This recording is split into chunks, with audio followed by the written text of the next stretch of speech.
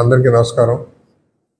మనము అనుకోని సంఘటనలాగా ఏలేరులో నుంచి వస్తున్నటువంటి సర్ప్లస్ వాటర్ ఏదైతే ఉందో దాదాపుగా 31,000 క్యూసెక్స్ ఆఫ్ వాటర్ రిలీజ్ చేయడం వల్ల చాలా మటుకు మనకు చేబ్రోలు, గొల్లప్రోలు, తర్వాత పిఠాపురం మధ్యలో ఉన్నటువంటి పొలాలన్నిటి మీద అడ్డంగా వాటర్ వచ్చేస్తుంది.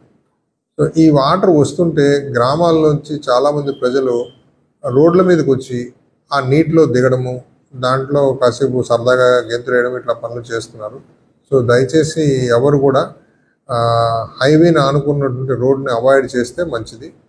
పల్లెల్లో ఉన్న మటుకు పొలాల్లో అడ్డంగా దిగి చూస్తున్నారు కొంతమంది. అక్కడ కూడా మేము చెప్తున్నాము, విఆర్ఓస్ కూడా వచ్చారు, ఆర్డీఓ గారు, ఎంఆర్ఓ గారు కూడా మాతో పాటు ట్రావెల్ చేసి అన్ని గ్రామాలు తిరిగి అందరిని అలర్ట్ చేశాము.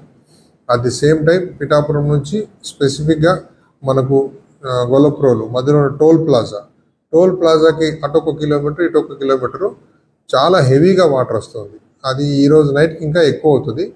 రేపు మధ్యాహ్నం 1 గంట వరకు కూడా అదే విధంగా ఫ్లో ఉంటుందని చెప్పేసి మనకు చెప్తున్నారు అధికారులు. మోస్ట్ ప్రాబబ్లీ రేపు ఈవినింగ్ వరకు కూడా ఈ రోడ్ని అవాయిడ్ చేయడం చాలా మంచిది. మేము బోత్ సైడ్స్ టోల్ ప్లాజాకి అటు ఇటు 1 కిలోమీటర్ డిస్టెన్స్లో బ్యారికేడ్స్ అడ్డంగా పెట్టేసి పబ్లిక్ ఎవరిని అలౌ చేయట్లేదు. ట్రాఫిక్ కూడా టోటల్గా డైవర్ట్ చేసేసాం. కత్తిపూడి నుంచి మనకు అటు నుంచి ఏ వెహికల్స్ రావు టువర్డ్స్ కాకినాడ.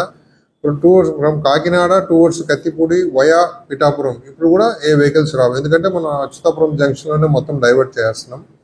కాబట్టి ఇంకా మిగతా వాళ్ళు ఎవరున్నా కానీ పొరపాటున 4 వీలర్స్ కానీ 2 వీలర్స్ కానీ ఆ రూట్లోకి వెళ్తే మీరు మ్యాక్సిమం పిఠాపురం వరకే వెళ్ళగలుగుతారు, దాని తర్వాత ముందుకు వెళ్ళలేరు.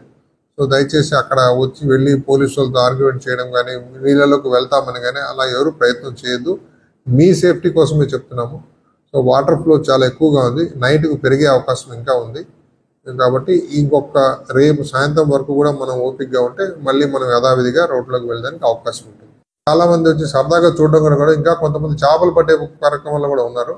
సో అదేం జలాశయం కాదు, లేకపోతే సరదాగా ఫిషింగ్ చేసేటువంటి ఫిషింగ్ పాండ్స్ కూడా కాదు. సో ఏలేసం అక్కడ నుంచి వస్తున్న వాటర్లో ఫిష్ కూడా వస్తుంది, దానికైనా డౌట్ ఏం లేదు. బట్ ఏ దానికైనా ఒక లిమిట్ ఉంటుంది. అక్కడ సరదాగాని ముందుకెళ్ళి లేనిపోని అవాంతరాలని కొని తెచ్చుకోవద్దండి. ఎవరు కూడా చిన్నపిల్లల్ని తీసుకొస్తున్నారు, అటువంటివన్నీ ఎవరు చేయొద్దండి దయచేసి.